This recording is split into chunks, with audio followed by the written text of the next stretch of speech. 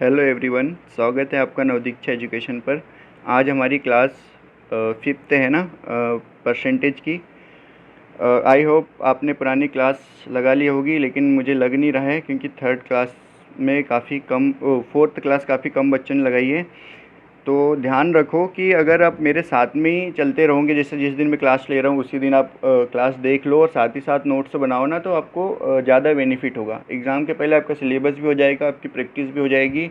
अगर आप चीज़ों को ऐसे इग्नोर करते रहोगे या टालते रहोगे कि बाद में करेंगे बाद में करेंगे, तो बहुत ज़्यादा तकलीफ हो जाएगी, है ना। कंपटीशन के एग्ज़ाम में हो आप, जब कॉम्पिटिटिव एग्ज़ाम्स की फील्ड में हो, तो यहाँ पर डिसिप्लिन और कंसिस्टेंसी बहुत मैटर करती है ना। महेंद्र सिंह धोनी का एक कोट आप याद होगा, उन्होंने कहा था the process is more important than the result, है ना। And if you take care of the process you will get the result. समझ में आया?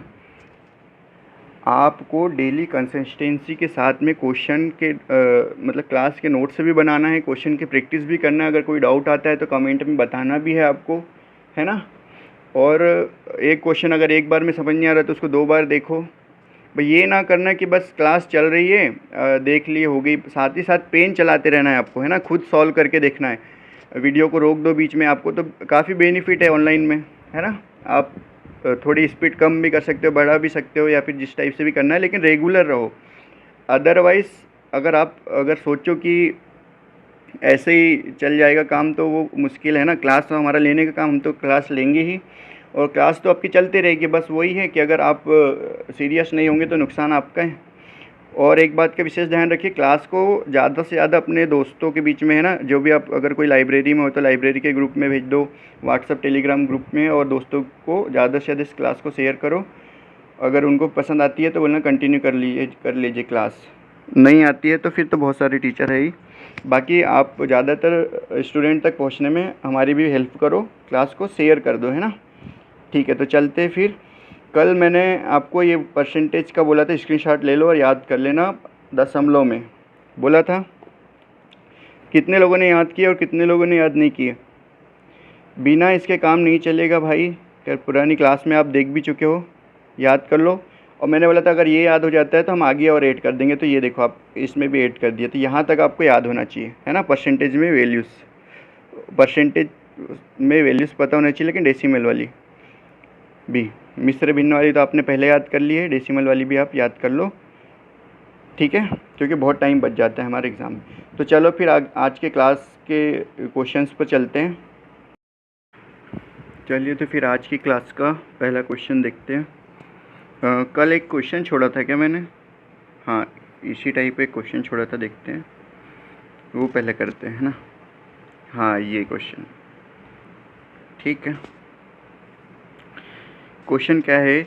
रीमा अपनी मासिक आय का 35% खाद्य वस्तुओं पर और शेष का 15% कपड़ों पर खर्च करती है। ठीक है, उसकी जो भी आय होगी उसका 15% वो खाद्य वस्तु पर, खाने की चीज़ों पर, और शेष का जो बच गया शेष उसका 15% कपड़ों पर खर्च करती है। ठीक है, वह शेष आय का 40% बचाती होती है, उसका वो 40% बचा लेती है।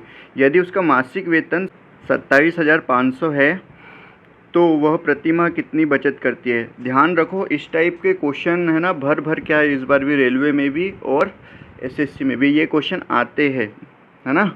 ज़्यादातर पूछे जाते हैं, तो बहुत इंपॉर्टेंट टाइप है। टाइप 3 में ये क्वेश्चन रखे हैं, बहुत इंपॉर्टेंट है, तो करते हैं ना। अब ध्यान से देखो, न्यू टाइप का क्वेश्चन है ना। लिख दूँ मैं यहाँ पर, क्वेश्चन है हमारा न्यू टाइप का, न्यू टाइप। ठीक, क्या बोल रहा है? रीमा अपनी मासिक आय का 35%, ठीक है, तो उसके टोटल मासिक वेतन हमको दिया है यहाँ पर, देखो ध्यान से कितना दिया है, 27,500।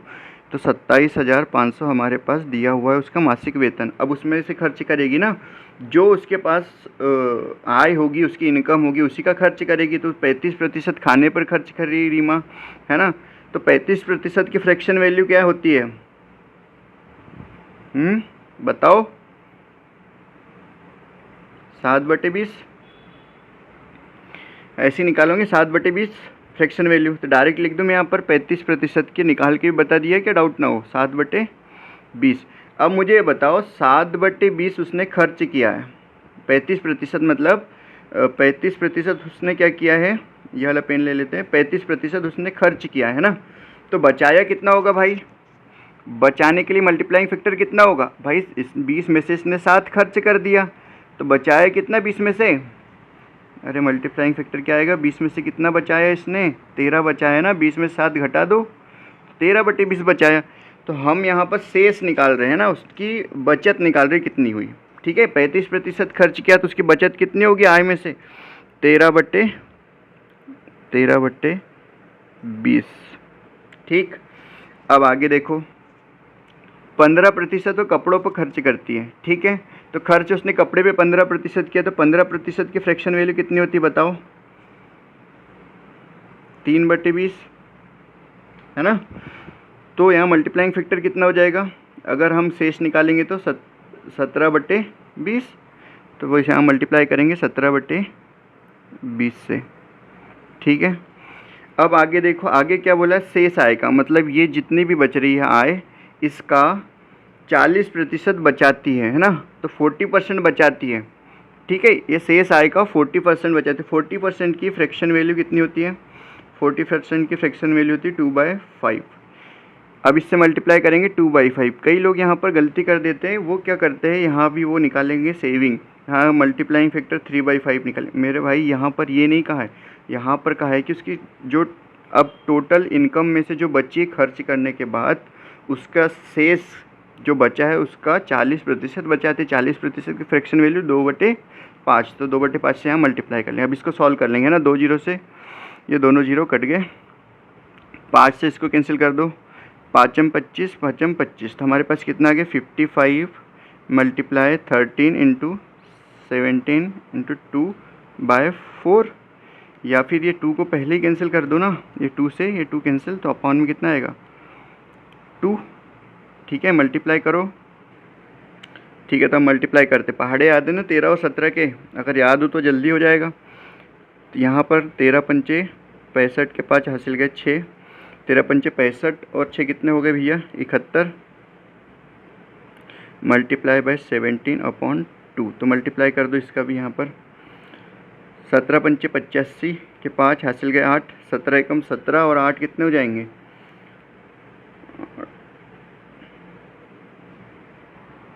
25 होंगे ना, तो 5 हासिल गए 2, 17 7 119, तो हासिल गए तो 121 हो जाएंगे, है ना। अपॉन में कितना है? 2। अभी 2 से इसको कैंसिल कर दो, 2 इंचिंग 12, ठीक है, 0 आ जाएगा, 2 7 14, 2 7 14 और 2 पंचे 10 पॉइंट लगा के, है क्या ऑप्शन में? हाँ जी, पहले ही ऑप्शन हमारा आंसर होगा। ठीक है, आ गया समझ में? ठीक, ओके, चलते हैं नेक्स्ट क्वेश्चन पे। आगे इसी टाइप के बहुत सारे क्वेश्चन लिए, तो आपका अगर यहाँ डाउट है तो आगे आपका डाउट क्लियर भी हो जाएगा। ठीक, ये तो हमने कल कर लिए थे। अच्छा, अब आ जाते हैं इस क्वेश्चन पर। ये सीपीओ का क्वेश्चन है ना। एक परिवार 75,000 कमाता है, ठीक है, जिसमें से 10% की बचत होती है, खर्च का 30% शिक्षा पर खर्च होता है, जबकि 30,375 स्वास्थ्य पर खर्च होता है और शेष राशि भोजन पर खर्च की जाती है। तो कुल आय में से भोजन पर होने वाले खर्च का प्रतिशत कितना है? देखो, सबसे पहले तो मैथ्स में ना इम्पॉर्टेंट चीज़ क्या होती है कि आपको क्वेश्चन पढ़ना है बहुत ध्यान से, है ना। जिसको क्वेश्चन समझ में आ गया वो आराम से सॉल्व कर लेगा। कई लोग क्या करते हैं, क्लास लगाते समय स्पीड बढ़ा देंगे 2x पे, क्वेश्चन ढंग से पढ़ा नहीं, मास्टर जी का सॉल्यूशन देख रहे फिर उनको समझ में भी नहीं आ रहा, और आ भी गया मान लो कहीं से समझ, तो अगली बार उनको क्वेश्चन अगर उन्हें ध्यान से नहीं पढ़ा तो क्लिक ही नहीं होगा आगे, है ना। तो मैथ्स में सबसे ज़्यादा इंपॉर्टेंट चीज़ क्या होती है कि क्वेश्चन को आपको ध्यान से पढ़ना है, तभी आपको जैसे जैसे क्वेश्चन में बोला गया वैसे वैसे सॉल्व करते हैं ना। तो क्वेश्चन पर फोकस करो। मैं इंग्लिश में बता देता हूँ। A family earns 75,000 out of which 10% is saved, ठीक है, 30% of the expenditure is incurred on education, while 30,375 is spent on health and the remaining amount is spent on food. What is the percentage of food expenditure to the total income? ठीक है, तो भोजन पर खर्च होने वाले का प्रतिशत बताना है का कुल आय से। ठीक है, तो इस परिवार की इनकम कितनी है भाई? 75,000 पता है सभी को। 10% बचाते हैं तो मतलब टोटल खर्च कितना करेंगे? अगर कोई 10% बचाएगा तो खर्च कितना कर रहा है? 9/10। तो इसका 9/10 निकाल लो। अब ये तो क्लियर होगा, बार बार लिखने की ज़रूरत नहीं है।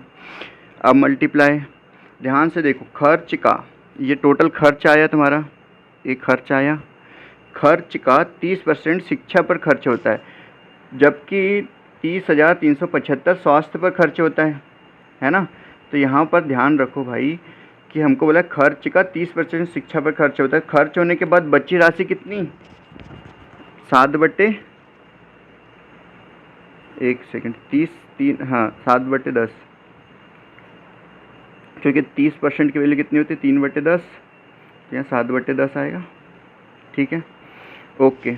2 जीरो से 2 जीरो कैंसिल कर दो आप, ये 2 जीरो से मैंने 2 जीरो कैंसिल कर दिए। ठीक है, अब 9 7 63, 7500 गुणित 63 कर लो भाई मल्टीप्लाई, है ना। कितना आएगा? 63 3 5 75 का पहाड़ा किसको पता है भाई? ठीक है, 7500 गुणित 63 हमारे पास यहाँ पर बच गया, है ना। मल्टीप्लाई कर लो, या फिर एक काम करो, इसको यहीं लिख लो ना डायरेक्ट, क्यों स्टेप बढ़ा, जगह नहीं बचेगी फिर। 750 बचा है ना, 750 गुणित 9 7 63, सॉरी हाँ 7500 लिख दिया था मैंने। 750 गुणित 63 का मल्टीप्लाई कर दो, इसमें कोई बात नहीं। 7 3 7 3 का इसके 1 हासिल गए 2, 7 6 42 और 2 44, तो 441 और 5 3 15 के 5 हासिल गए 1, 6 5 30, तो ये 31, तो 5 2 4 3 7 और 4725। तो अब अपने हिसाब से कर लेना भाई मल्टीप्लाई, है ना। 4725 आया। ठीक, अब आगे क्या बोला है उसने? 30, है ना, ये जीरो था तो यहाँ जीरो भी लगाना पड़ेगा। ठीक है, अब हमको बोला है कि स्वास्थ्य पर खर्च होता है इतना, तो शेष राशि भोजन पर खर्च की जाती है। तो ये जो खर्च है इसमें से भी वो खर्च करता है कितना? स्वास्थ्य पर, हेल्थ पर कितना खर्च करता है? 30,375। तो फूड पर खर्च आ जाएगा हमारे पास, एक्सपेंडिचर ऑन फूड कितना आ जाएगा? इसको घटा दो, 10 में से 5 गए 5, है ना। एक हासिल कर गया तो 15 में से 8 गए तो 7, एक हासिल का वापस भेज दो तो क्या होगा? 12 में से 4 गए तो 8, एक हासिल का रिटर्न करो तो 6 और 1। ठीक है, हमारे पास इतना बचा। अब उसने क्या बोला है कि कुल आय में से भोजन पर खर्च का प्रतिशत। तो भोजन पर खर्च कितना है? 16,875। कुल आय में से पूछा है, तो कुल आय कितनी है भाई? बता दो भाई इसको परसेंटेज में। कुल आय कितनी है? 75,000, तो ये बेस बनेगा, है ना। अब ये 16,875 खाने पे खर्च है, तो कितना प्रतिशत कुल आय का ये बता देते। 2 जीरो से 2 जीरो कैंसिल कर दो, यहाँ पर काटो इसको, 25 3 75, ये जीरो, 25 से काटो, 25 पंचे 125, 25 छिंग, है ना। 25 छिंग कितना होगा? 150। कितना बचा? 18। तो 25 साते 175, कितना बच गया? 175, 187, तो 7 5 12, है ना। 125 पंचे 125 यहाँ आ जाएगा। तो इसको हमारे पास कितना आ गया? 675/3 से भाग कर दो और 10 से कर दो। तो पहले 3 दूनी 10 को अलग इसलिए किया क्योंकि दशमलव लगा के डायरेक्ट हो जाएगा। 3 दूनी 6, 3 दूनी 6 हो गया, 3 5 15, बटे में 10 था तो 1 दशमलव इधर आ जाएगा, है ना। तो यहाँ से मैं हटा देता हूँ अच्छा, हाँ, तो कितना जाएगा? 22.5%। ये हमारा आंसर है। क्या करना था क्वेश्चन में? कुछ नहीं, है ना। चलो नेक्स्ट आगे आ जाओ। हाँ, क्वेश्चन देखो क्या बोल रहे हैं। क्वेश्चन ध्यान से पढ़ो या फिर ध्यान से सुनो, मैं बोल रहा हूँ तो, है ना, ऐसे ही नहीं बन जाएगा आपको। एक आदमी अपनी मासिक आय का 30% किराए पर खर्च करता है, शेष राशि का 15% भोजन पर खर्च करता है। अब शेष रह गई राशि का 35% वह अन्य खर्चों के लिए इस्तेमाल करता है। यदि उसके पास 1,62,435 राशि शेष है तो उसकी मासिक आय क्या थी। ये तो और भी इजी क्वेश्चन हो गया, है ना। मासिक आय क्या थी हमको पता है क्या, नहीं है तो हमने मान लिया इसकी मासिक आय एक्स थी भाई, ठीक। उसका एक्स का 30% किराए पर खर्च करता है ना, क्योंकि लास्ट में हमको शेष बची राशि दी है तो हम शेष बची राशि निकालेंगे ना। तो अगर 30% वो खर्च कर रहा है मतलब 3/10, तो बचाएगा कितना 7/10, 10 में से 3 कम कर दिए 7/10, तो मल्टीप्लाइंग फैक्टर कितना है इसका 7/10। अब अगर वो 15% खर्च कर रहा है तो 15% की फ्रैक्शन वैल्यू कितनी है बताओ।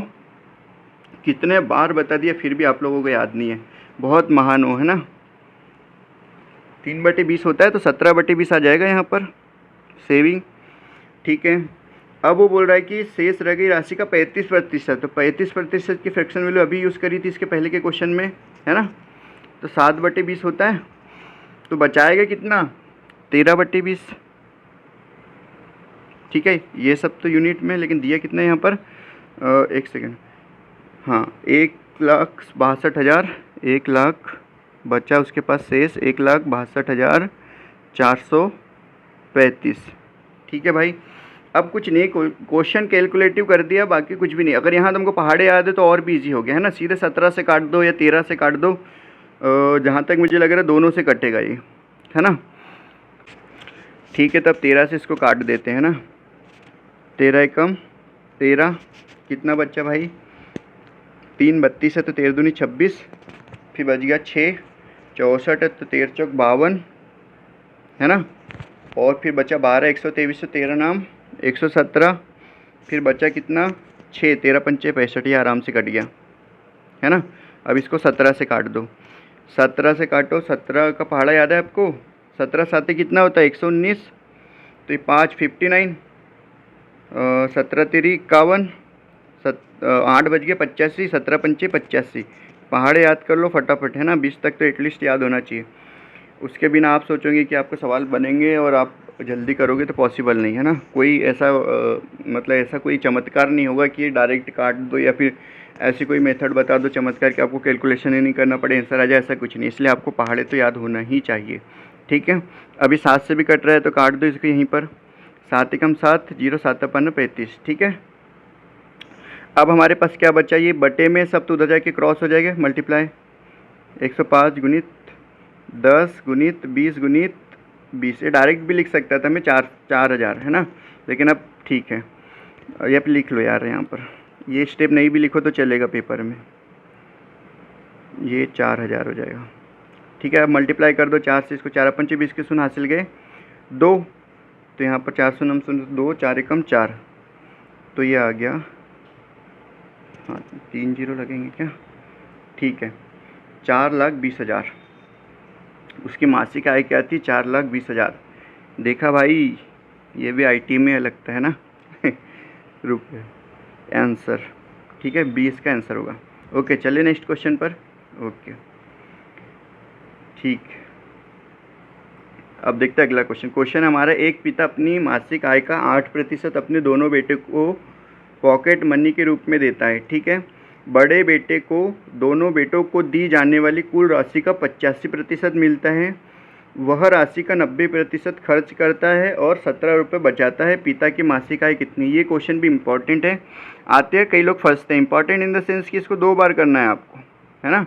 इस टाइप के क्वेश्चन में बच्चा क्या होता है, एग्जाम देते टाइम भी कंफ्यूज हो जाता है, पहले भी कंफ्यूज, तो आपको 2-3 बार इसकी प्रैक्टिस करना है अलग से, है ना। बाकी क्वेश्चन की तो 2 बार करना ही करना है, इसकी 3 बार करो 4 बार करो, मतलब एक्स्ट्रा प्रैक्टिस करना है आपको। और ये क्वेश्चन को याद भी रखना है कि भाई ये क्वेश्चन कन्फ्यूजिंग है तो इसको कैसे हमको सॉल्व करना है, तो माइंड में रहना चाहिए, है ना। तभी पेपर में भी वो जल्दी क्लिक करेगा कि भैया हमको पहले गो में इस क्वेश्चन को छोड़ना है कि करना है ना। तो चलो देखते हैं, बाकी तो प्रैक्टिस क्लास में मैं आपको समझा ही दूँगा, है ना। Let father's income is equal to 100, ठीक है। तो दोनों को कितनी पॉकेट मनी है ना, पॉकेट मनी फॉर बोथ। अरे इतनी तो इंग्लिश आती होगी ना, वो भी नॉर्मल लिखी है होगी, ऊपर से गलत अलग होगी, है ना। टेंशन मत लो, समझ जाओ, हिंदी में तो बोल ही रहा हूँ ना मैं।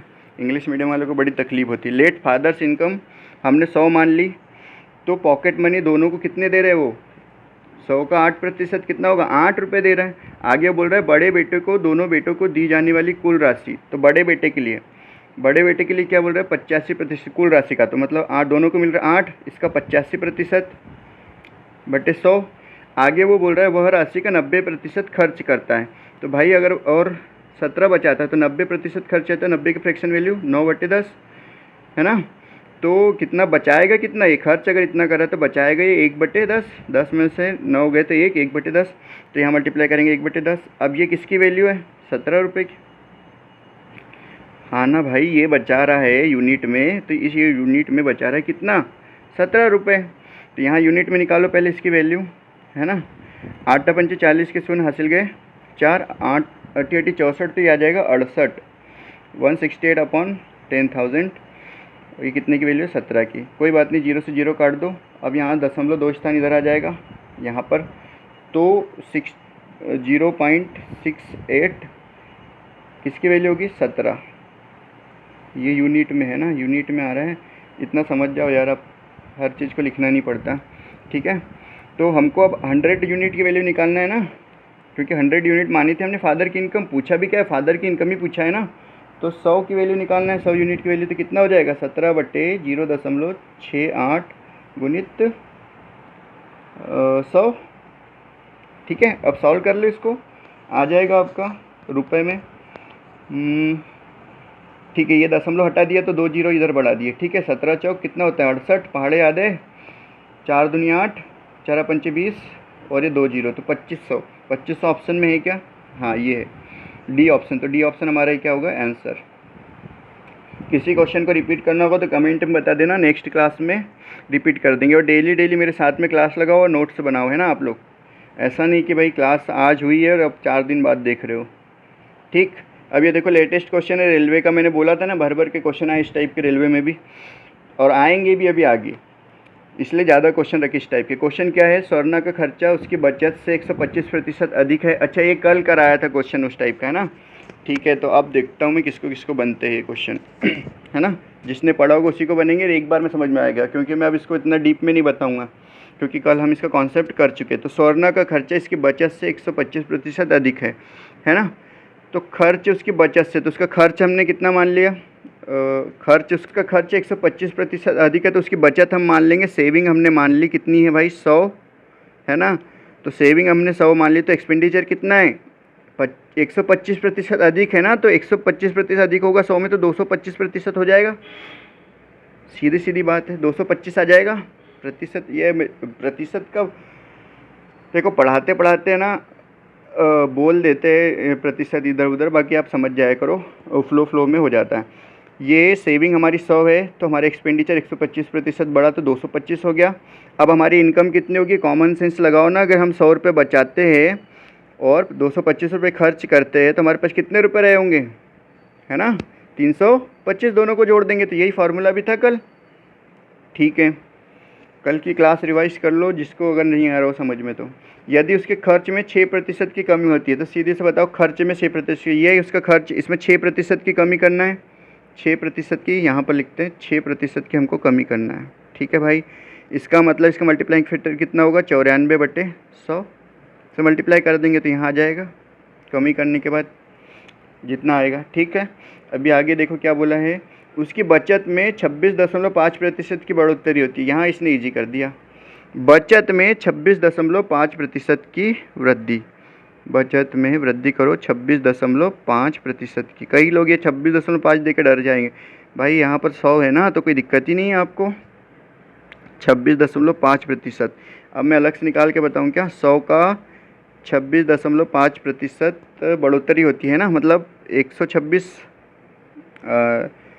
पहले ये निकाल लो, 26.5% तो 26.5% ही आएगा, क्योंकि बटे में 100 होगा, 100 से 100 कट जाएगा, अरे बटे में इसके 100 आएगा तो 100 से 100 कट जाएगा, तो यही होगा। अब 100 में इसको जोड़ दो तो कितना आ जाएगा, 126 126.5%। ये उनके लिए जिनको बिल्कुल भी समझ नहीं आ रहा है ना, वैसे बताने की नहीं, डायरेक्ट 126.5% लिख सकता था मैं, और आपको भी एग्ज़ाम में ऐसे ही लिखना है। ठीक, अब यहाँ पर सॉल्व कर लो। 225 गुणित 94/100 यही है, तो इसको काट दो 25 नाम, 225, 25 चौक 100, 4 दूनी 4 से नहीं कटेगा ना ये, पहले 9 से मल्टीप्लाई कर लो इसमें। 9 चौक 36 के 6 हासिल गए 3, 9 9 81 और 3 कितने हो जाएंगे 84/4, 4 दूनी 8, 4 एकम 4 और 4 एकम 4, 4 पंचे 20, 211.5 है ना। तो यहाँ पर कितना आ गया 211.5। क्लास के साथ नोट्स बनाओ, जो मैं मिटा देता हूँ उसको भी लिखा करो, है ना, जिसको समझ में नहीं आता कि कैसे निकाला है नोट्स में। अब यहाँ पर देखो, और एक बात, आपको क्लास नोट्स नहीं मिलेंगे बिल्कुल भी, है ना, क्वेश्चन मिलेंगे आपको, बस नोट्स बनाओ। अगर आप पेन नहीं चलाओगे तो मैथ्स आपसे बिल्कुल नहीं बनने वाला, है ना। आप सोचोगे कि हम देख कर या फिर पढ़ ले या देख ले, रिवाइज़ कर ले, पेज पलट ले, हो जाएगा। हम ऐसा नहीं है, आपको पेन चलाना ही पड़ेगा जब भी आपको क्वेश्चन बनेंगे। अब मुझे ये बताओ कि ये दोनों को जोड़ेंगे जब भी आएगी हमारे पास इनकम, है ना। उसने बोला अभी कि आय में कितनी प्रतिशत की वृद्धि होगी। पहले आय कितनी है 325 है, अब कितनी हो जाएगी आय, पेन चेंज कर लेते हैं। अब कितनी हो जाएगी भाई आय इसकी, जोड़ दो इन दोनों को, 5 5 10 के 0, है ना।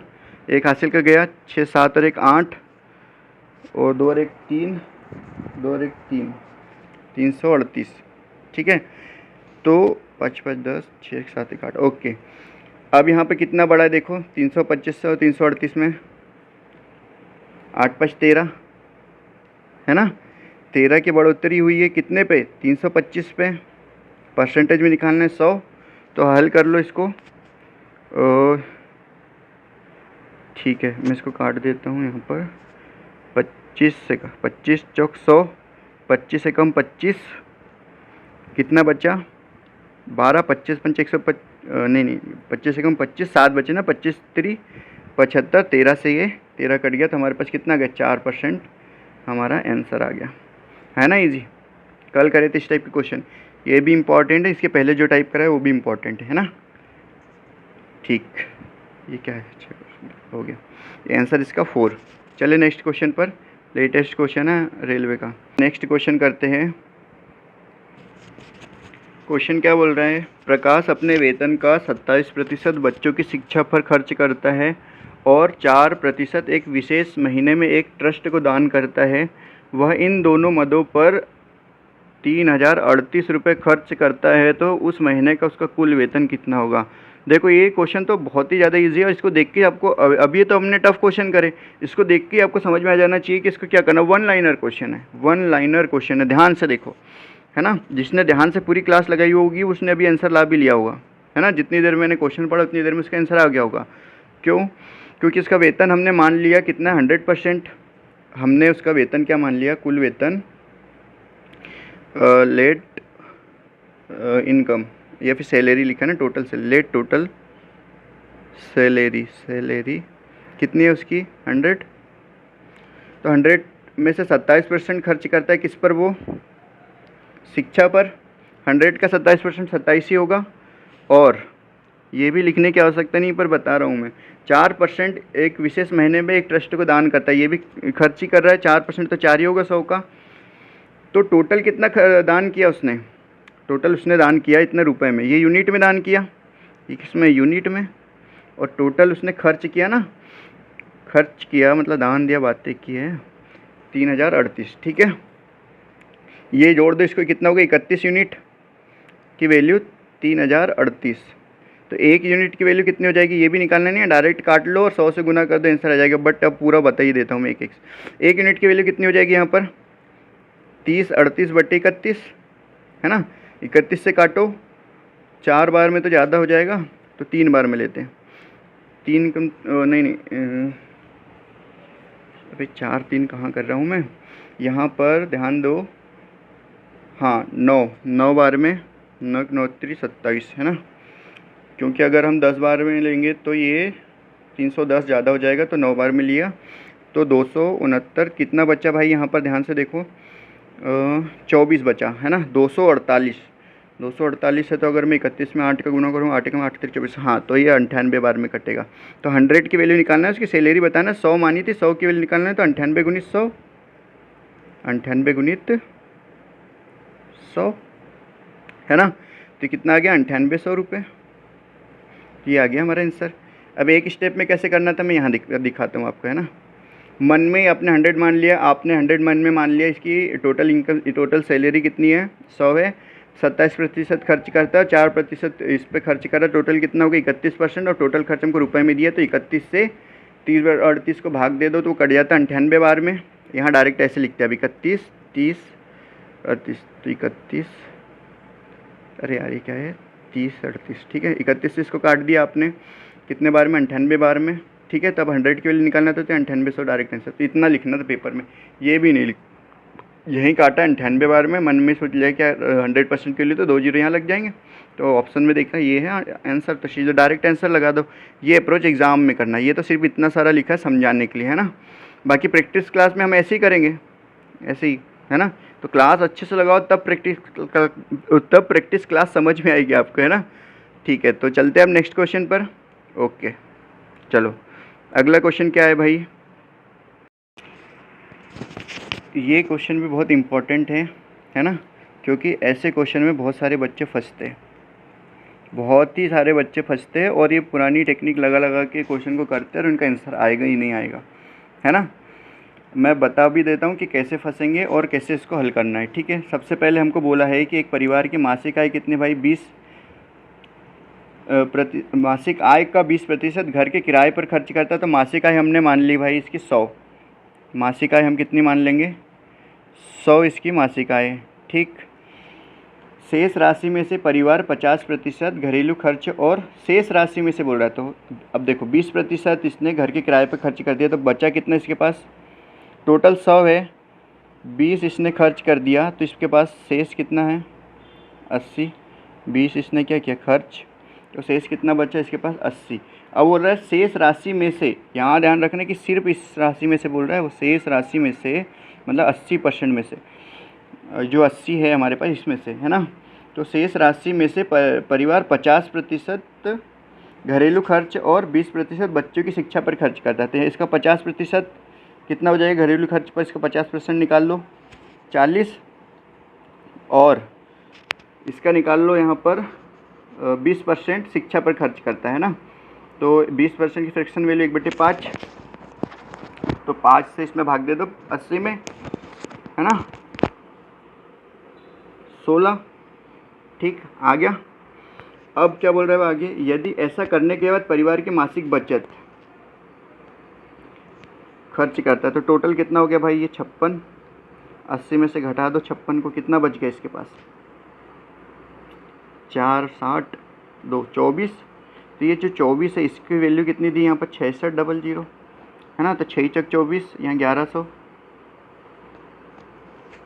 यही होगी 6 चक 24 और 1100। तो अब 100 की वैल्यू निकालना है, तो क्या करोगे, परिवार की कुल आय पूछा है ना, तो 1100 बटे 1 मिनट 1100 बटे 4 गुणित 100, यही होगा, 4 से यहाँ 25 बार में, ठीक है ना भाई। तो 11 से मल्टीप्लाई करना सिखाया था, 11 गुणित 25, तो 5 और 2 को जोड़ दो 7 हो गए, बीच में लिख दो 2 7 5, ये ट्रिक होती है ना मल्टीप्लाई करने की, 11 से ही सिर्फ, ठीक है। तो 275 दिख रहा है कहीं आपको, ये दिख रहा है ऑप्शन में 275, 1100 में गुना करेंगे तो 27500, ये आंसर है आपका 20 रुपये में, ठीक है। अब गलती कहाँ करते हैं मैं बताता हूँ आपको, गलती करते हैं कि इसको मान लेंगे x, अब ये क्या करेंगे यहाँ पर इसका 20% खर्च किया, तो बचाया कितना इसने 4/5, फिर 1/2 बचाया इसने, फिर ये 4/5 बचाया इसने, फिर ये 6600, ऐसे लिख देते, तो ये गलत है मेरे भाई। शेष राशि में से बोला है, तो आपको इस क्वेश्चन को इस टाइप से अप्रोच करना है, ठीक है। बाकी और मेथड से अप्रोच करने के लिए मैं आगे ऐसा क्वेश्चन आता है तो और बताता हूँ, ठीक। अभी ये मेथड याद रखो, बहुत ईजी है, कुछ नहीं है, ठीक है ना। ओके चले नेक्स्ट क्वेश्चन पर। ओके अगला क्वेश्चन क्या हमारा, अगला क्वेश्चन है, भूषण की मासिक आय 45,000 है और उसका मासिक खर्च 33,000 है। यदि उसकी मासिक आय 22% की, मासिक आय में 22% की वृद्धि होती है, जबकि उसके मासिक खर्च में 11% की वृद्धि होती है, तो उसकी नई मासिक बचत कितनी होगी। देखो, है ना, दोनों टाइप मिक्स आ रहे हैं। अब आपको ये क्वेश्चन तो मन से बन जाना चाहिए, होमवर्क दे दूँ, है ना, मुझे पता है लाल हो तुम सब, करना ही पड़ेगा। देखो ध्यान से, भूषण की मासिक आय दी है हमको, आय कितनी है भूषण की, 45,000 इनकम है, इक्वल टू उसका मासिक एक्सपेंडिचर कितना दिया है, मतलब खर्च, उसका एक्सपेंडिचर कितना है भाई, 33,000। ठीक है, यदि उसकी मासिक आय में 22% की वृद्धि होती है। देखो अब यहाँ पर हम क्या करेंगे, इसका डायरेक्ट सेविंग निकाल सकते हैं भाई। एक्सपेंडिचर मतलब मेरी इनकम है 45,000, मैंने खर्च किए कर दिए 33,000, तो मेरे पास कितने बचेंगे पैसे, है ना, 12,000 बचेंगे। अरे 43,000 को घटा दो ना 45,000 में, तो कितना बचा, 12,000। ठीक है भैया, 12,000 बच गया, वेरी गुड। ये क्वेश्चन हमने 5-6 बार कर लिया, तो अभी तो कोई डाउट आना ही नहीं चाहिए। अगर सपोज़ आपको क्लास देख रहे हो, आपको नहीं बन रहा है, तो आपको फिर से रिवीजन करने की आवश्यकता है, ध्यान दो, है ना, नहीं तो ऐसे ही बस सवाल करते जाना, बनेंगे नहीं। इसकी क्लास लगाना, फिर दूसरे टीचर की लगाना, फिर तीसरे टीचर की लगाना, प्रॉपर नोट्स मत बनाना, रिवीजन मत करना, प्रैक्टिस मत करना, उसके बाद बोलना हमारी बेरोजगारी दूर नहीं हो रही, है ना।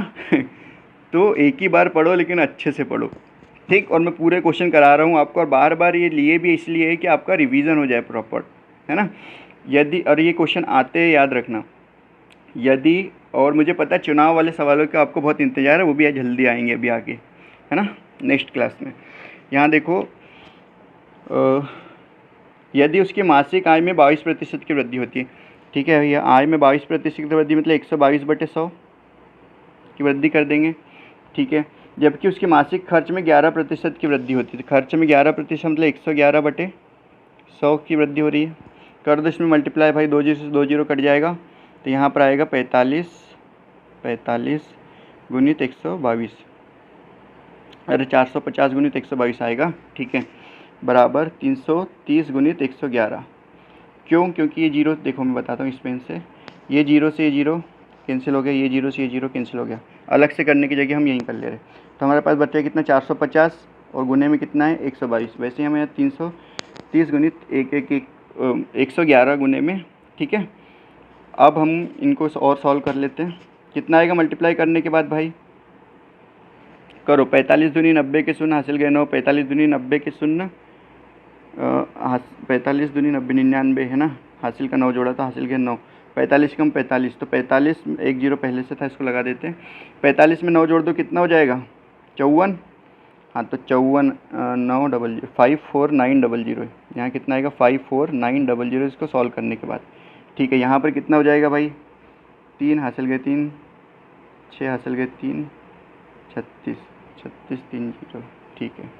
यहाँ पर क्या आ गया, 36,630, ठीक है।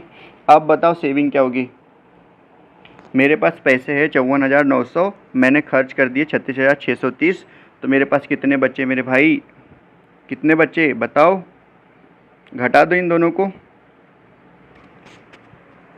ठीक है भाई, जीरो जीरो ही आ जाएगा, 10 में से 3 गए तो 7, एक हासिल का वापस भेज दो, तो ये 7 हो गए, और 9 में से 7 गए तो 2, ठीक है, फिर एक हासिल का भेज दिया हमने वापस, तो 7, तो 14 में से 7 गए तो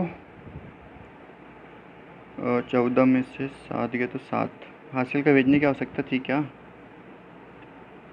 यहाँ ऐसे कन्फ्यूजन होता है, घटने फटाफट घटा, चलो जीरो का जीरो, 10 में से 3 गए तो 7, एक हासिल का वापस भेज दो, तो 7, 9 में 7 गए तो 2, है ना, हाँ, फिर वापस नहीं भेजना हासिल का, तो एक 14 में से 6 गए तो 8, एक हासिल का 5 में से 4 गए तो 1, तो हमारे पास कितना गया 18 27 0, 18 27 0, ठीक है। अब हमको क्या निकालना है, क्या पूछा है, इसकी नई मासिक बचत रुपए में, अगर रुपए में पूछा है ना तो कोई दिक्कत ही नहीं है, तो यही तो आंसर होगा, है क्या ऑप्शन में 18,270 पहले ऑप्शन में है ना, यही आंसर होगा ना। अगर हमको यहाँ पर पूछता, बाई चांस अगर हमसे यहाँ पर पूछता कि परसेंटेज में बता दो कि उसकी मासिक बचत में कितनी वृद्धि हुई, है ना, तो हम क्या करते इन दोनों को, आगे हम इन दोनों को घटाते, जो भी आता वो ऊपर, बेस हमारा 12,000 गुणित 100, इस टाइप से हम उसको हल करते हैं। ऐसे हम करते आ रहे थे, लेकिन ये हमको डायरेक्ट पूछा रुपए में, तो ये आंसर होगा, है ना। करने मत बैठ जाना, उन्होंने बोले हमारा आंसर क्यों गलत आ रहा है, क्योंकि सर ने तो हमको परसेंट वाली सवाल कराए। ऐसा नहीं भाई, हर टाइप के सवाल रखें, ध्यान से देखो, ध्यान से करो क्वेश्चन। आई होप आपको समझ में आ गया होगा। बस कुछ नहीं है, थोड़े से कैलकुलेटिव है, कॉन्सेप्ट तो वही लग रहे हैं, है ना। चलो नेक्स्ट क्वेश्चन पे चले। ओके, अगला क्वेश्चन क्या है, देखो भरोसा रखना है और प्रैक्टिस करते जाना है, ठीक है। किसी भी टीचर से पढ़ो, उनके क्वेश्चंस पर अगर वो कुछ बोल रहे हैं तो उस चीज़ पर आपको विश्वास होना चाहिए। जब तक टीचर और स्टूडेंट में विश्वास नहीं होगा एक दूसरे पर, और स्पेशली स्टूडेंट को अगर अपने टीचर पे विश्वास नहीं है तो वो कितना ही पढ़ ले, कहीं ना कहीं उसके मन में डाउट रहेगा, तो उसकी तैयारी कंप्लीट नहीं हो पाएगी, है ना। इसलिए जहाँ से भी पढ़ो पूरा मन लगा के पढ़ो, है ना, ठीक है। डाउट नहीं करना किसी पर, क्योंकि टीचर कभी भी अपने तरफ से पूरा 100% देने की कोशिश करता है, हर टीचर हो, कोई भी टीचर हो, है ना। तो रिस्पेक्ट भी करो टीचर की और सारी बातें मानो, क्योंकि सारा एक्सपीरियंस होता है। कई स्टूडेंट आपके जैसे कई स्टूडेंट को पढ़ा चुके होते हैं ना, तो सारी चीज़ें पता होती है कि आप कहाँ गलती करने वाले हो, आप क्या कर रहे हो। तो उसी टाइप से चलो क्वेश्चन करते हैं ना, बातचीत बाद में।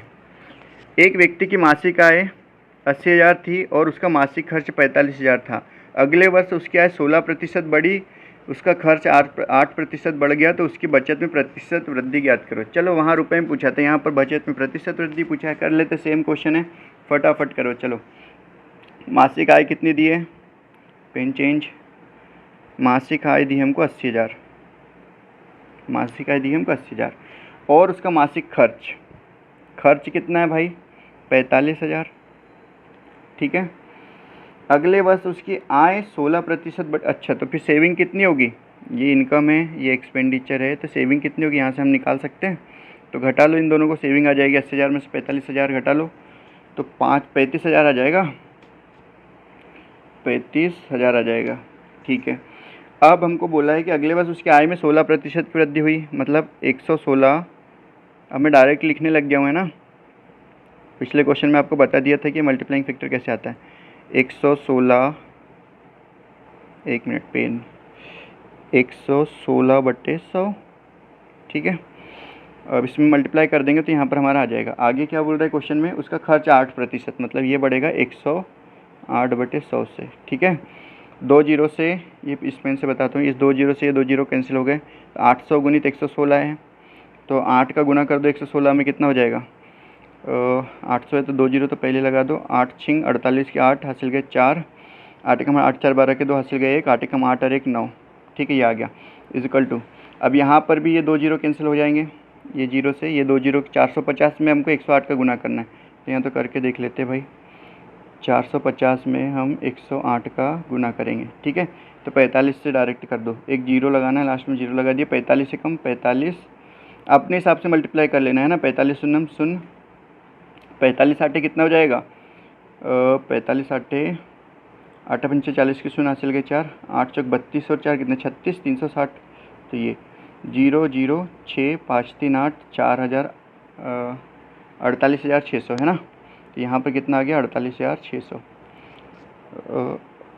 48,600, ठीक है, प्लस।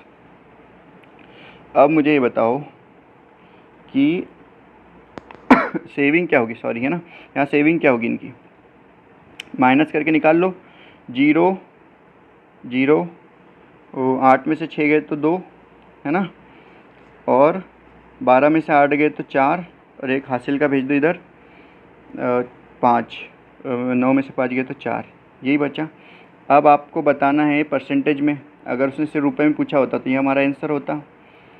अब उसकी कितनी बचत है अगर पूछा होता तो ये हमारा आंसर होता। क्या हुआ भाई पेन को, ये बड़ी तकलीफ वाली बात हो जाती, ठीक है। तो अब आगे देखो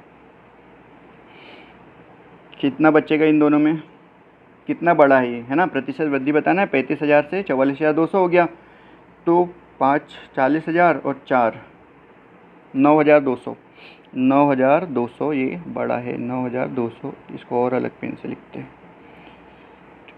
जब ऑप्शन है तो क्यों टेंशन लेना, ये आएगा चलेगा, इसको लिख लेते रेट 9,200। तो 9,200 कितने में से बड़ा है भाई, 9,200 हमारा बड़ा है 35,000 में से।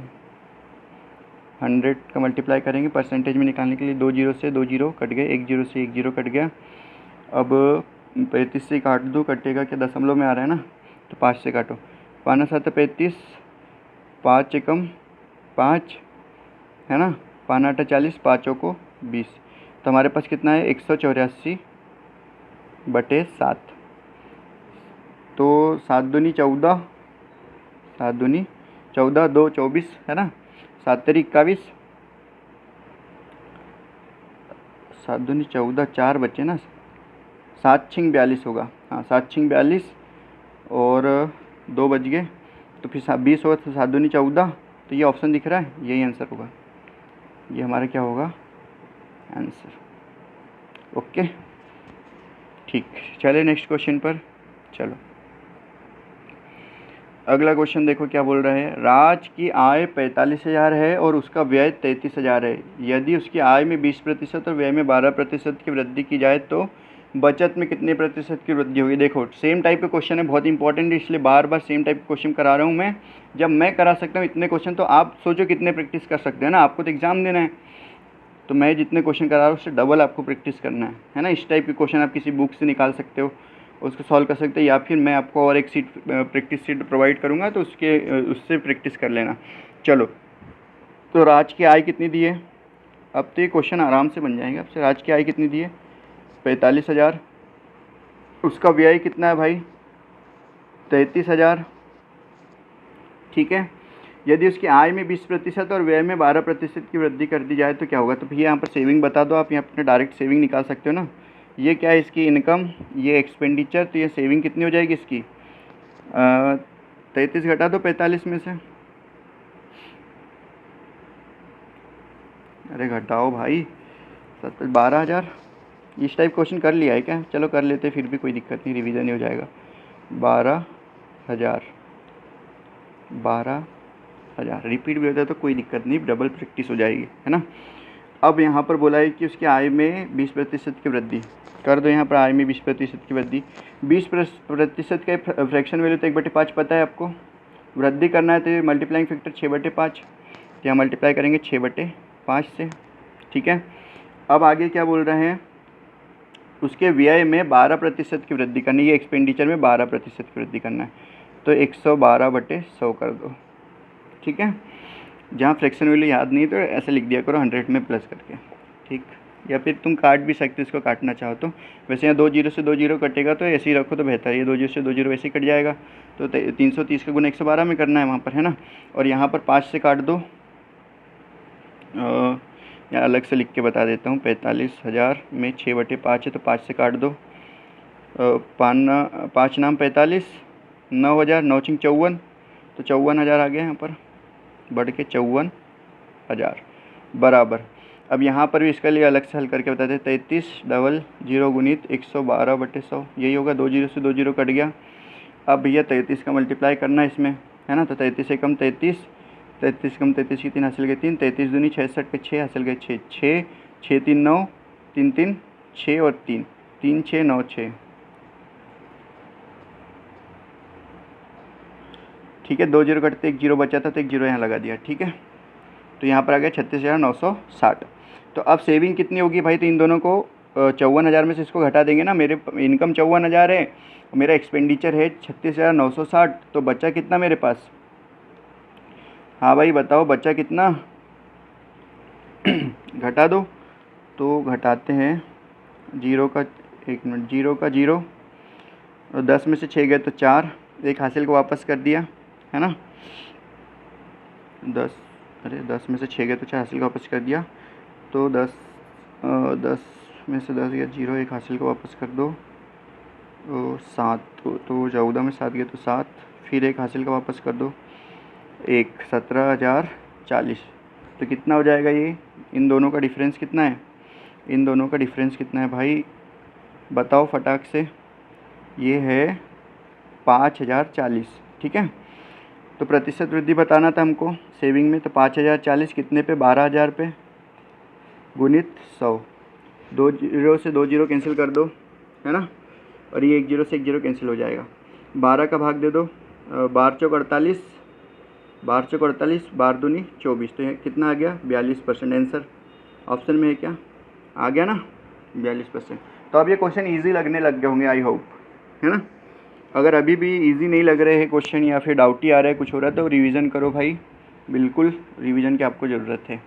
चलो अगले क्वेश्चन पे चलते हैं। ये लो आरपीएफ एसआई का क्वेश्चन, लेटेस्ट क्वेश्चन है ना। तो रेलवे का भी बिल्कुल ध्यान रखा है, एसएससी का बिल्कुल ध्यान रखा है, और बैंकिंग का भी आगे ध्यान रखेंगे। देखो अभी सुधा का व्यय उसकी बचत से 200% अधिक है।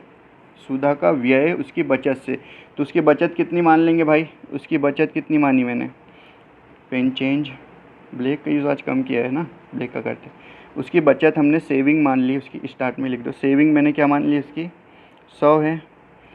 बचत से 200% अधिक क्या है उसका खर्च, तो उसका खर्च एक्सपेंडिचर क्या होगा, उसका एक्सपेंडिचर 200 हो जाएगा, और 200% अधिक है तो 300 होगा ना। अरे 100 में 200% अधिक है तो 300 हो गया। ठीक है भाई, इतना तो अब अभी आपको आने लग गया होगा। अब ये इनकम कितनी हो जाएगी इनकी, 400 रुपये रहे होंगे ना, जब भी तो 300 खर्च करे और 100 बचाए। ठीक है, अब ये कोई ये मत पूछ लेना भाई 400 कहाँ से आया, है ना। बहुत क्वेश्चन हो गए इस टाइप के, और ये प्रूफ भी आपके सामने के एग्ज़ाम में आ रहे हैं क्वेश्चन, और आते ही हैं, इसलिए इतने क्वेश्चन लिए। और ये क्लास आज लंबी भी हो रही है क्योंकि ज़्यादा समझाना पड़ रहा है इन क्वेश्चन को, है ना। वजन दे के इन क्वेश्चन को इसलिए समझाया जा रहा है क्योंकि बहुत इंपॉर्टेंट है, तो आप समझो, इसलिए इतने क्वेश्चन भी रखे, नहीं तो 2-3 क्वेश्चन करा के मैं आगे बढ़ सकता था, है ना। तो ठीक है भाई, आगे करते हैं। यदि उसके व्यय में 4% की कमी होती है, तो व्यय कितना था उसका 300, है ना। व्यय मतलब एक्सपेंडिचर में कितनी की कमी करना है हमको, यहाँ पर 4% की कमी करना है, तो 96/100 का मल्टीप्लाइंग फैक्टर हो जाएगा यहाँ। और बचत में 28% की वृद्धि करना है, तो सेविंग में 28 का तो 128/100 यही होगा। चलो डायरेक्ट भी लिख सकते थे वैसे तो, यहाँ 128, और यहाँ पर 2 जीरो से 2 जीरो कट गया, 96 में 3 का गुना होगा ना। अगर तुम यहाँ मान लो मल्टीप्लाई करो तो ये 2 जीरो से 2 जीरो कट गया, 300 में 96/100 को मल्टीप्लाई करना है ना, 2 जीरो से 2 जीरो कट गया, 3 का गुना कर दो 96 में, तो कितना आ जाएगा भाई 6 18 के 8 हासिल गए 1 9 27 और 1 28, है ना। ठीक है, तो अब आपकी इनकम कितनी हो जाएगी, जोड़ दो इन दोनों को जोड़ना पड़ेगा, सेविंग और एक्सपेंडिचर को। 8 8 16 के 6 हासिल गए 1, 8 और 2 10, 1 11 हासिल गए 2 3 और 4, है ना। ठीक है, तो अब हमको यही बताना है उसकी आय में कितनी वृद्धि हुई। देखो कितना इजी क्वेश्चन आया, मैंने तो आपके इधर बड़े कैलकुलेटिव क्वेश्चन करवाए हैं ना, ये देखो कितने कैलकुलेटिव क्वेश्चन, यहाँ कितना ईजी है, एग्ज़ाम में कितना ईजी क्वेश्चन। तो ध्यान से देखो, आप कैलकुलेटिव क्वेश्चन से प्रैक्टिस करोगे तो ईजी क्वेश्चन तो आपको वैसे ही बन जाएंगे, है ना। तो 16, यहाँ 16 की वृद्धि हुई ना, एक सेकंड पेन नया किधर गए कलर, हाँ ये 16 की वृद्धि हुई कितने पर, 400 पर। आज हमारी 5वीं क्लास है, समझो, है ना, हर चीज़ को बार बार रिपीट नहीं किया जा सकता। 16/400 गुणित 100, 2 जीरो से 2 जीरो कट गया, 4 से काट दो 16 के 4 चौक 16, तो हमारे पास कितना आंसर आ गया भैया 4%। 4% हमारा क्या आ गया आंसर। ठीक है, चलिए नेक्स्ट क्वेश्चन की ओर चलते हैं। अच्छा, रवि भाई वाला क्वेश्चन आया, तो रवि भाई क्या बोल रहा है, रवि शुरू में अपनी मासिक आय का 20% बचाता था। ठीक है भैया, हाल ही में मतलब फ़िलहाल अभी की बात हो रही है, उसी मासिक आय में 25% की वृद्धि हुई। देखो पहले शुरुआत में वो 20% बचाता था, लेकिन हाल ही में उसकी मासिक आय में 25% की वृद्धि हुई। उसकी नॉमिनल बचत में भी 5% की वृद्धि हुई। रवि वर्तमान में अपने वर्तमान नॉमिनल आय का कितना प्रतिशत बचाता है। बस ये लैंग्वेज चेंज कर दी है और कुछ नहीं पूछा, वही जो सेम क्वेश्चन है, सेम ही क्वेश्चन है ना। ठीक है, सेम टू सेम क्वेश्चन है। ठीक है, बस डेटा चेंज है, सेम क्वेश्चन है और लैंग्वेज चेंज कर दी है, तो हर लैंग्वेज के लिए तैयार रहना है आपको। रवि अपनी मासिक आय का 20% बचाता है, तो मासिक आय हम मान लेंगे 100 है रवि की, है ना। इनकम लेट मतलब माना, हिंदी में भी लिख देता हूँ यार, हिंदी वाले नाराज़ हो जाएंगे। माना रवि की आय, पेपर में मत लिखना ये सब, माना रवि की आय, अभी आपको नोट्स में याद रखने के लिए 100 मान लिया मैंने। ठीक है, अब मासिक आय का 20% बचाता है, 100 का 20% तो बचाएगा। ये income is equal to expenditure plus saving, formula पता है ना। तो वो 20 बचा रहा है, तो मेरे भाई यहाँ से हम निकाल सकते हैं ना, 100 में से 20 घटा दो, कितना बचेगा एक्सपेंडिचर 80। ठीक है, आगे क्या बोल रहा है, इसकी नॉमिनल बचत में भी इसकी आय में 25% की वृद्धि हो रही। तो आय में 25% की वृद्धि होगी तो क्या हो जाएगा यहाँ पर 125/100।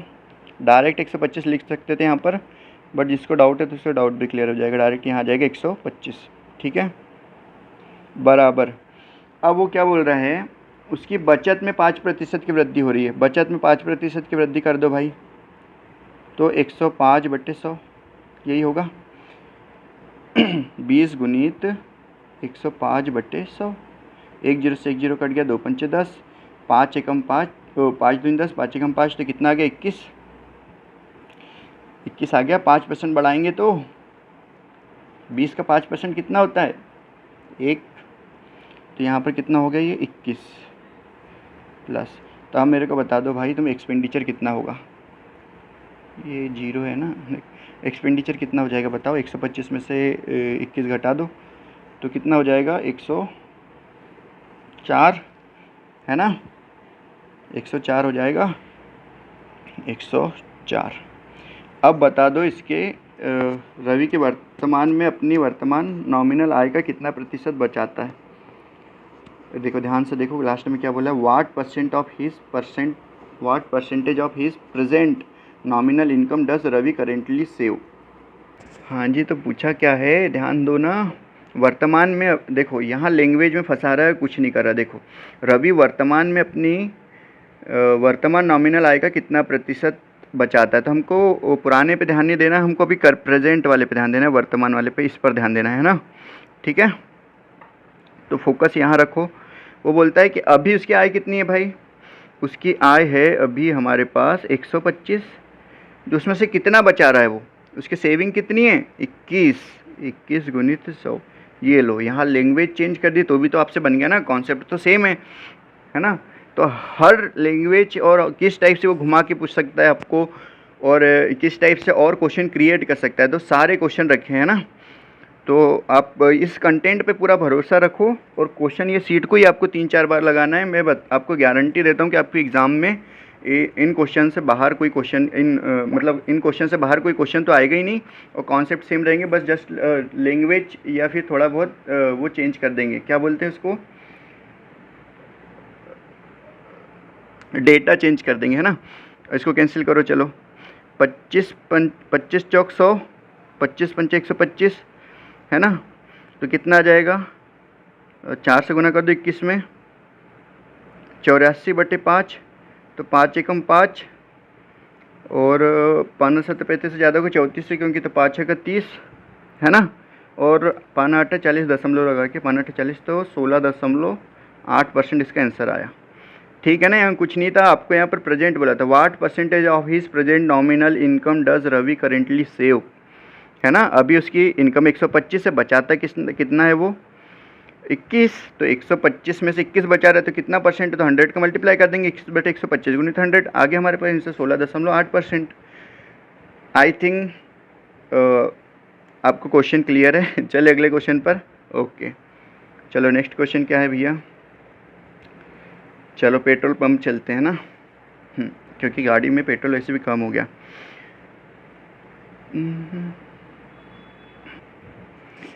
यदि पेट्रोल की कीमत, ये कीमत है ना, में 7% की वृद्धि होती है, तो उपभोक्ता द्वारा पेट्रोल पंप पर व्यय को अपरिवर्तित रखने के लिए खपत में कितने प्रतिशत की कमी की जानी चाहिए। अच्छा, ये क्वेश्चन हमने ना सेकेंड क्लास में कर लिया था जहाँ तक, तो ये क्वेश्चन सेकेंड क्लास में कर लिया था, आपका आज रिवीजन हो जाएगा, है ना, ठीक है। वार्म अप क्वेश्चन समझो इसको, तो देखते से आपको समझ में आ जाना चाहिए कि क्या करना है इसमें, है ना। वो कॉन्सेप्ट जब हो गया है तो आपको देखते समझ में आना चाहिए या नहीं आना चाहिए। अगर नहीं आया हो तो रिवाइज़ करो जाके पहले, अगर आ गया हो तो बहुत अच्छी बात है, अभी तक तो आंसर भी आ गया होगा। चलो करते हैं। तो फार्मूला याद है आप सबको, expenditure is equal to price into consumption. यहाँ पर बताया था आपको कि जब भी ये एक्सपेंडिचर क्या रहेगा कांस्टेंट, तो ये एक दूसरे के क्या होते हैं, रेसिप्रोकल होते हैं ना, बस वही कॉन्सेप्ट है, अब भी आराम से हो जाता है आपका। मुझे ये बताओ प्राइस इसकी 100 से कितनी हो गई 107, 7% बढ़ी तो 107 हो गई, तो इसका कंजम्पशन क्या हो जाएगा अपने आप, इसका रेसिप्रोकल व्युत्क्रमानुपाती, तो 107 से कितना हो जाएगा 100 हो जाएगा। उसने क्या पूछा है, खपत में कितने प्रतिशत की कमी की जानी चाहिए, यही पूछा है। तो कंजम्पशन में कितने प्रतिशत की कमी करनी चाहिए? तो कितने प्रतिशत की कमी हुई यहाँ पर? 7 की कमी हुई ना, 7 की, पेन चेंज कर लें, 7 की कमी हुई कितने पर? 107 पर गुणित 100, यही होगा। मतलब हमारे पास कितना आ गया? 700 बटे 107, 107 इसमें भाग दे दो। तो देखो 7 बार में तो ज़्यादा हो जाएगा, 6 बार में, ठीक है, 6 बार में है क्या कहीं? हाँ ये लग रहा है, देखते आगे। तो 6 बार में कर दो, 6 7 42 के 2 हासिल गए, 6 7 42 हासिल गए 4, 6 कम 6 शून्य शून्य तो 4, 6 कम 642, तो कितने बच गए? 58 बच गए ना। तो जो शेषफल बच गया उसको यहाँ लिखते हैं और बटे में जो है सेम टू सेम मिश्र भिन्न बनाते समय। तो 6 सही 58 बटे 107 इसका आंसर है। आगे समझ में? ईजी था। चलो नेक्स्ट क्वेश्चन पे चलते हैं। क्या है क्वेश्चन? एक व्यक्ति अपनी आय का 25% दैनिक उपभोग की वस्तु पर खर्च करता है। इसके अतिरिक्त वह शेष आय का 18% घर के किराए पर और फिर शेष आय का 16% यात्रा पर खर्च करता है। उसके बाद उसके पास केवल 861 रुपये बचते हैं। उसका वेतन कितना है? ये इस टाइप का क्वेश्चन कर चुके हैं ना। चलो तो करते हैं इसको। क्या बोला? एक व्यक्ति अपनी आय का, तो उसकी आय मान ली हमने 100 है ना, या फिर 1 मान लो। आय 1 है, उसका 25% दैनिक उपभोग की वस्तु पर खर्च करता है ना। तो 25% अगर उसने खर्च कर दिया, 25% की फ्रैक्शन वैल्यू 1/4, तो मल्टीप्लाइंग फैक्टर कितना होगा? बचाना है तो खर्च कर दे। सेविंग का कितना? 3/4, 3/4 बचा है उसने, 25% खर्च कर दिया तो। ओके, आगे देखो। इसके अतिरिक्त वह शेष आय का 18% घर के किराए पर फिर शेष आय का 16% यात्रा पर खर्च करता है। अब ये जो आय बच गई उसका 18% घर के किराए पर है ना, घर के किराए पर 18% खर्च करता है, तो बचाएगा कितना? 100 में से 18 कम कर दो, 88 नहीं 82 बटे 100 गुणित 16%, तो 16 कम करो, कितना हो जाएगा मेरे भाई? 84 है ना, बटे 100। अब इस बराबर 861। ठीक है, तो ये किससे कैंसिल हो रहा है कि किसी से? 3 से देखो, 3 दूनी 6, 3 दूनी 6, 3 8 24, 3 7 21 हो गया। ठीक है, और 4 से कट जाएगा, 4 दूनी 8, 4 एकम 4। अब ये 21 से कट रहा है क्या? देखो 21 एकम 21, कितना बचा यहाँ पर? 77 नहीं जाएगा ना। ठीक है, नहीं कट रहा है तो अब देख लेते हैं, इसको पक्षांतर कर दो। 2 8 7 गुणित ये कितना हो जाएगा? 4 जीरो लग जाएगा, 100 गुणित 100 है तो बटे में 82 गुणित 21, डायरेक्ट मल्टीप्लाई करके ही लिख सकते थे यहाँ पर, है ना। तो कितना आ जाएगा भाई? मल्टीप्लाई करो, 21 8 एकम 8 8 दिन 16, हाँ 1722 आ जाएगा। 2 8 7 बटे 1722 भाग दे दो भैया। ऑप्शन देखो थोड़े दूर दूर है तो ज़्यादा निकालना नहीं पड़ेगा, 2-3 नंबर तक निकालते हैं।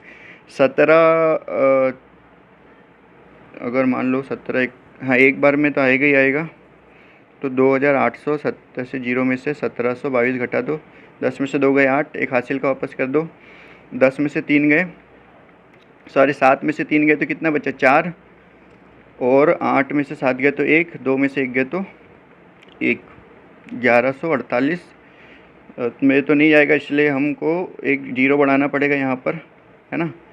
तो 17 छिंग 102, 114 है ना यहाँ पर, 17 छिंग 102 लगभग 6 से, 17 7 119 ज़्यादा हो जाएगा तो 6 से जाएगा।